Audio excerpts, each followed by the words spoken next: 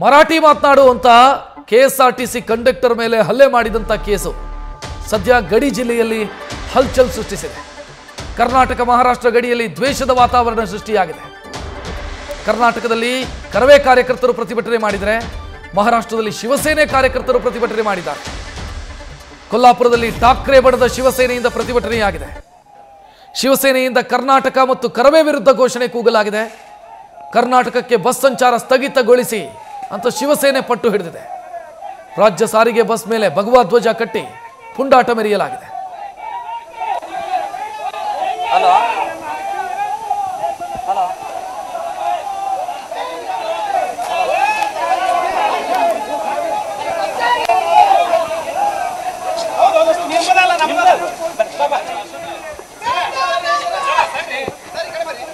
ಈಗ ನೀವು ನೋಡ್ತಾ ಇರುವಂತ ದೃಶ್ಯ ಇದು ಮಾರಿಹಾಳ ಪೊಲೀಸ್ ಸ್ಟೇಷನ್ನ ಮುಂಭಾಗ ಕರವೇ ಕಾರ್ಯಕರ್ತರು ನಡೆಸ್ತಾ ಇರುವಂತ ಪ್ರತಿಭಟನೆ. ಕಾರಣ ಏನು ಅಂತಂದ್ರೆ ಆ ಬಡಪಾಯಿ ಬಸ್ ಕಂಡಕ್ಟರ್ ಮೇಲೆ ಪೋಕ್ಸೋ ಕೇಸ್ ಹಾಕಿದ್ದಾರೆ ಪೊಲೀಸರು.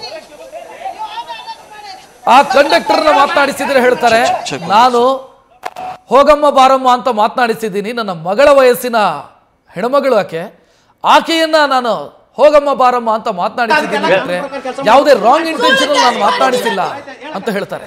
ಪೊಲೀಸರು ಆ ಹಲ್ಲೆಕೋರರು ಯಾರು ಕಂಪ್ಲೇಂಟ್ ಕೊಟ್ಟಿದ್ದಾರೆ ಆ ಕಂಪ್ಲೇಂಟ್ ಆಧಾರದ ಮೇಲೆ ಫೋಕ್ಸೋ ಕೇಸ್ ಹಾಕಿದ್ದಾರೆ. ಹಿರಿಯ ವಯಸ್ಸಿನ ಕಂಡಕ್ಟರ್ ಮೇಲೆ 50-52 ವಯಸ್ಸು, ಇನ್ನೊಂದು 8 ವರ್ಷ ಕಳೆದ್ರೆ ರಿಟೈರ್ಡ್ ಆಗೋ ಏಜ್ ಅವರದು. ಬಡಪಾಯಿ ಕಂಡಕ್ಟರ್ ಮೇಲೆ ಫೋಕ್ಸೋ ಕೇಸ್ ಹಾಕಿದ್ದಾರೆ.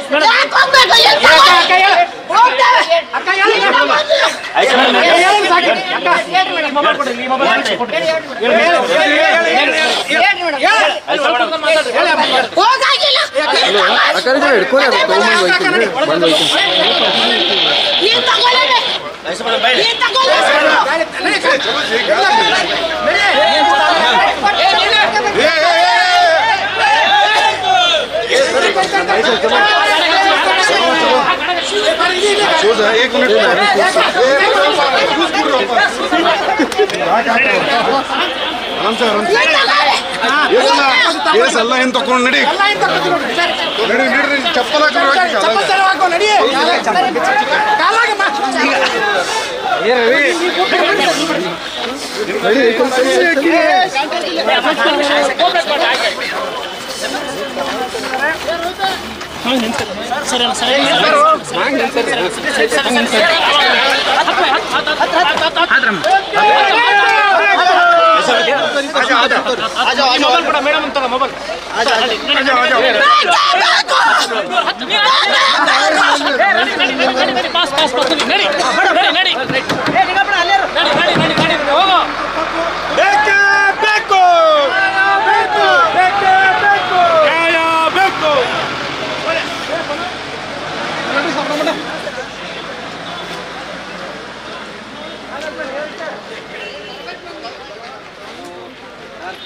ಮಾರಿಹಾಳ ಪೊಲೀಸ್ ಸ್ಟೇಷನ್ಗೆ ಕರವೇ ಕಾರ್ಯಕರ್ತರು ಮುತ್ತಿಗೆ ಹಾಕಿರುವಂಥ ದೃಶ್ಯವನ್ನು ಗಮನಿಸಿದ್ರಿ. ಕಾರಣ ಏನು ಅಂತಂದ್ರೆ ಏಕಪಕ್ಷೀಯವಾಗಿ ಕಂಡಕ್ಟರ್ ವಿರುದ್ಧ ಕೇಸು ದಾಖಲಿಸಿದ್ದಾರೆ.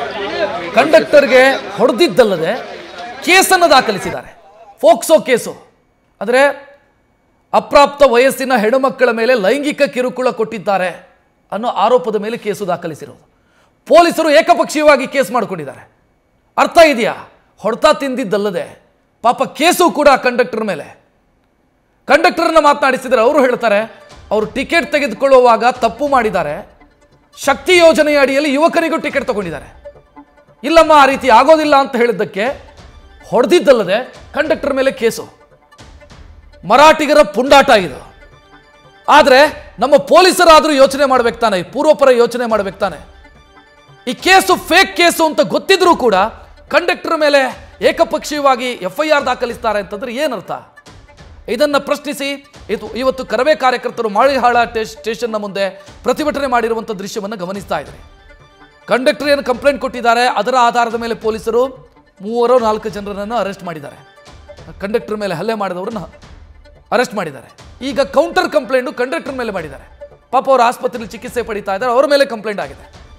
ಸದ್ಯ ಇದನ್ನು ಪ್ರಶ್ನಿಸಿ ವಿರೋಧಿಸಿ ಕರವೇ ಕಾರ್ಯಕರ್ತರು ನಡೆಸಿರುವಂಥ ಪ್ರತಿಭಟನೆಯ ದೃಶ್ಯವನ್ನು ಗಮನಿಸ್ತಾ ಇದ್ದೀರಿ. ಇಲ್ಲಿ ಪ್ರಶ್ನೆ ಇಷ್ಟೇ ಬರೋದು, ಒಬ್ಬ ಬಸ್ ಕಂಡಕ್ಟರು ಕರ್ತವ್ಯ ಮಾಡಿದ್ದಾರೆ ಅವ್ರದ್ದು, ಅವ್ರ ಮೇಲೆ ಈ ರೀತಿ ಕೌಂಟರ್ ಕಂಪ್ಲೇಂಟ್ ಮಾಡಿ ಹೊಡೆದು ಬಡ್ದು ಕೌಂಟರ್ ಕಂಪ್ಲೇಂಟ್ ಮಾಡ್ತಾರೆ ಅಂತಂದರೆ ಆ ಪುಂಡರ ಅಹಂಕಾರ ಎಷ್ಟಿದೆ, ದರ್ಪ ಎಷ್ಟಿದೆ ಅನ್ನೋದು ಗೊತ್ತಾಗುತ್ತೆ. ನಮ್ಮ ಪೊಲೀಸರು ಕೂಡ ಅವರ ತಾಳಕ್ಕೆ ಕುಣಿತಾ ಇದ್ದಾರಾ ಅಂತ ಪ್ರಶ್ನೆ ಇಲ್ಲಿ. ಒಂದು ಕೌಂಟರ್ ಕಂಪ್ಲೇಂಟ್ ಮಾಡುವಾಗ ಆ ಕೌಂಟರ್ ಕಂಪ್ಲೇಂಟ್ನ ಅಸಲಿಯತ್ತು ಏನು, ಸತ್ಯಾಸತ್ಯತೆ ಏನು ಅನ್ನೋದನ್ನು ಯೋಚನೆ ಮಾಡಬೇಕು ತಾನೆ ಪೊಲೀಸರು.